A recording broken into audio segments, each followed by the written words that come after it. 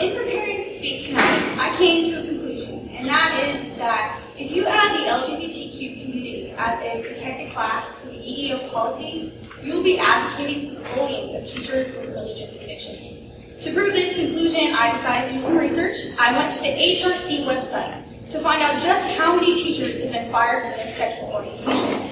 I found several cases. As I read them, I started to see a common thread. They all took place in Catholic and Christian private schools, not on public school grounds. I found only one public school case. Jim Gaylord, a teacher fired for homosexuality in 1972, 43 years ago. I'm not claiming that Mr. Gaylord is the only public school teacher ever fired for this.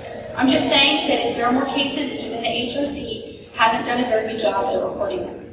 Then I decided to do some research on the opposite end, to see if there were teachers whose jobs had been jeopardized because they came against homosexuality. The results were staggering in comparison, and this time they were all current.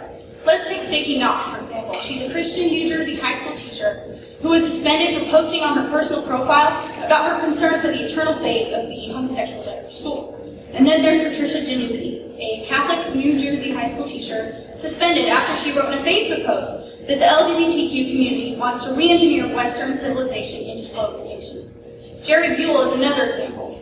He's a Florida high school teacher and former Teacher of the Year who was suspended after he voiced objection to gay marriage on Facebook. Mr. Buell said in his defense, quote, "It was my own personal comment on my own personal time, on my own personal computer, in my own personal house, exercising what I believe as a social studies teacher to be my First Amendment rights." None of these teachers' comments were directed specifically towards students or spoken on school grounds. They were obscene, crude, violent, threatening, or bullying in nature. These teachers were guilty of nothing more than having an opposing view, which apparently is now viewed as a crime in our culture. I started to wonder why religious people, a larger group of people who are a protected class under current EEO policies, are being treated as inferior to a very small group of people who aren't. It seems that the LGBTQ community has greatly exaggerated their agenda to influence the American people to believe that they are more victimized than they actually are. Please believe I'm not saying that there is no bullying towards the LGBT community. But contrary to what liberal media has presented, we are not the real bullies. The real bullies are the ones who are causing innocent Christians to lose their jobs and businesses for having the audacity to believe in the Bible, the very foundation of our country.